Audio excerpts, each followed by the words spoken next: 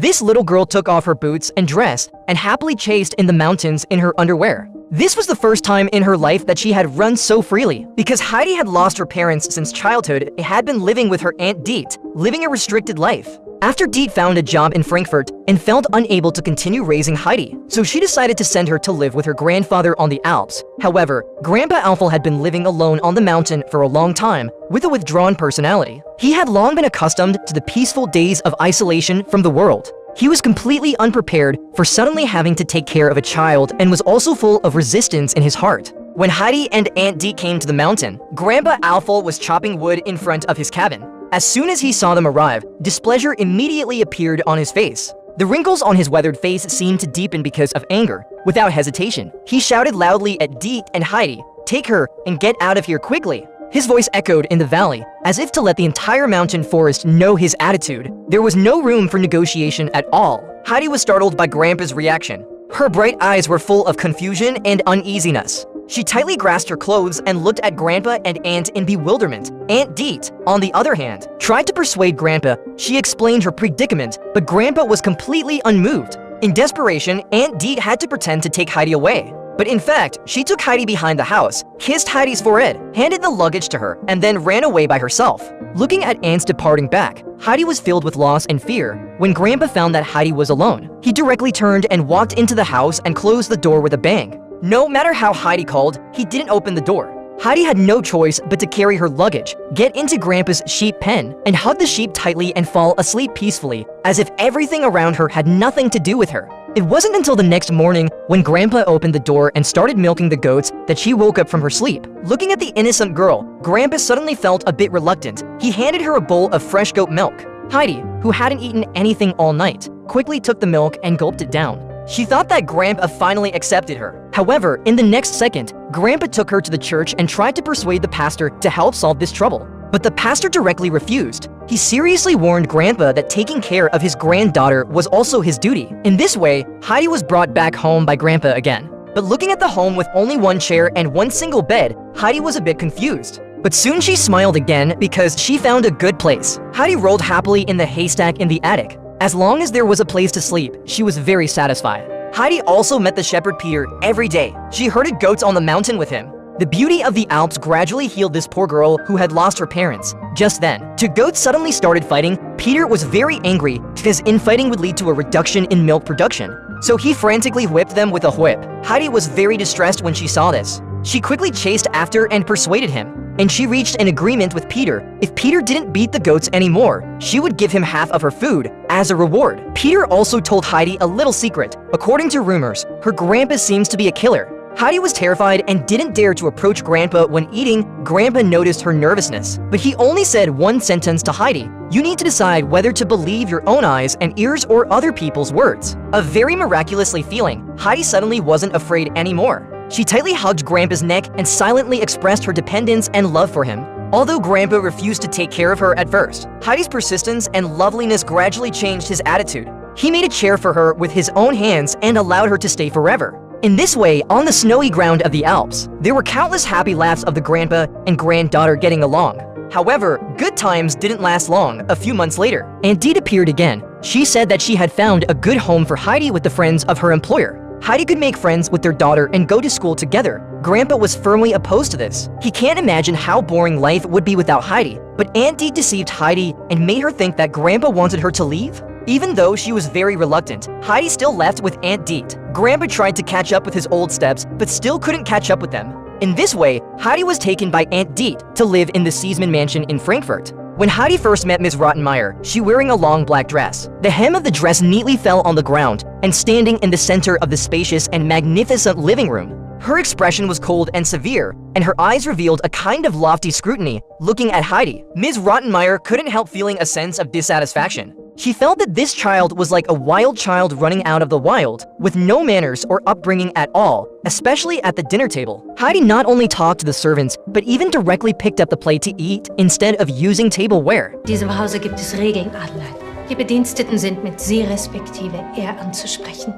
Jegliche Konversation mit ihnen ist unterlassen. As she said this, she shook her head. In order to transform Heidi into a lady that met her standards, Ms. Rottenmeier started her transformation plan. First, she asked the maids to bathe Heidi and use a brush to vigorously clean the dust and dirt off her body. Then, she put on Heidi a beautiful but restrictive dress and delicate little boots to make her look more decent. Next, Ms. Rottenmeier began to teach Heidi table manners. She strictly required Heidi how to use tableware correctly, how to sit up straight, and not make loud noises or move around randomly at the table. She didn't let go of any details. As long as Heidi made a slightest mistake, she would be criticized and corrected immediately. In terms of learning, Ms. Rottenmeier required Heidi to attend classes with Clara. When Heidi said that she didn't know the alphabet, Ms. Rottenmeier showed an expression of surprise and dissatisfaction. She felt that this was unacceptable. So, she arranged for a teacher to specifically teach Heidi to read and constantly supervised Heidi's learning progress, hoping that she could catch up with Clara's pace as soon as possible. The time Heidi and Clara spent together was full of warmth and joy.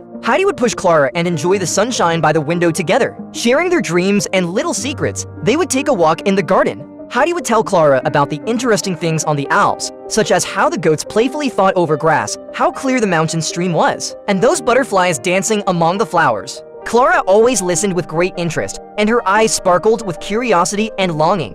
When studying, they would sit at the desk together. Heidi would seriously learn letters and words, and Clara would patiently encourage her and sometimes give her some hints. When Heidi made progress, they would happily hug each other and feel happy for each other's growth. However, Heidi was not happy in the city. Although she had beautiful clothes and good educational conditions, she missed the Alps and Grandpa. Every night, she would dream of big mountains, grasslands, and flocks of sheep. On this day, Heidi refused to take a nap. She wanted to push open the window and see the mountains, but all she saw were one building after another blocking her view. The servant secretly told Heidi that only from the city tower could she see the mountains. So, Heidi had a bold plan. During the lunch break, she took Clara and secretly went out, shuttling through the city and looking for the tower where she could see the mountains. When Heidi was climbing the tower, Clara met a person selling kittens. She was quickly attracted by the cute kittens and bought all the kittens. This was the first time Clara had felt so happy after being sick, after returning home. They tried to find excuses to avoid punishment. However, Ms. Rottenmeier kept sneezing. Then she saw a group of kittens coming out of Clara's arms. Ms. Rottenmeier was allergic to cat hair and she almost went crazy. But Heidi couldn't help laughing when she saw it, which completely angered Ms. Rottenmeier. So, Heidi was punished and not allowed to have dinner. She also had to stand facing the wall as punishment. This series of experiences made Heidi's mood very bad, and her dreams became even worse. Clara also got sick and didn't leave her room anymore, thus Heidi wanted to leave. As time passed, Heidi made progress in reading. She practiced hard with the book left by Grandma Zeisserman and finally could read the whole story to everyone. Everyone was happy and applauded for Heidi's progress. However, her homesickness became more and more serious.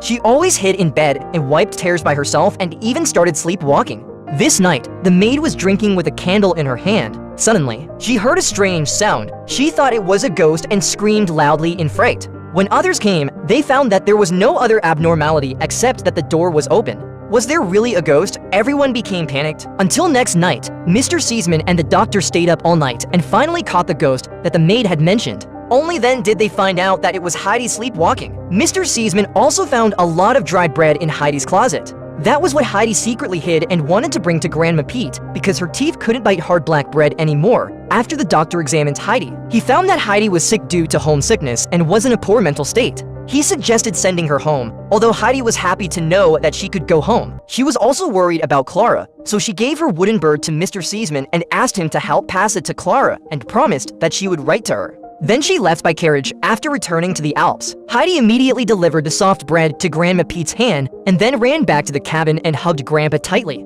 She finally reunited with Grandpa in the following days. Heidi would herd goats on the mountain with Pete every day. On snowy days in winter, Heidi and Grandpa would move to a house in town to go to school. Her new teacher was stricter than Ms. Rottenmeier. Sometimes he would physically punish students. But Heidi studied very hard and had good grades. While Peter still had difficulty in reading, Heidi often wrote letters to Clara and shared her life. After receiving the letter, Clara often felt sad because she didn't say goodbye to Heidi. So, Grandma Zeisserman and a group of servants accompanied Clara to the mountain. In this picturesque and isolated place, Clara experienced a completely different life. She wore simple clothes and slept on hay with Heidi. After waking up, she imitated Heidi and ate with her hands without restraint. In such a free and natural environment, Clara was very happy every day and her health improved a lot. However, the close friendship between Clara and Heidi is like a seed of jealousy that quietly sprouts in Peter's heart. He firmly believes that Clara is going to take away Heidi, his extremely cherished good friend. So, on a peaceful morning, when the sun has not fully risen and the girls are still immersed in sweet dreams, Peter, filled with that jealous emotion, quietly comes to where Clara's wheelchair is placed, uses all his strength to push the wheelchair off the cliff as revenge for his dissatisfaction.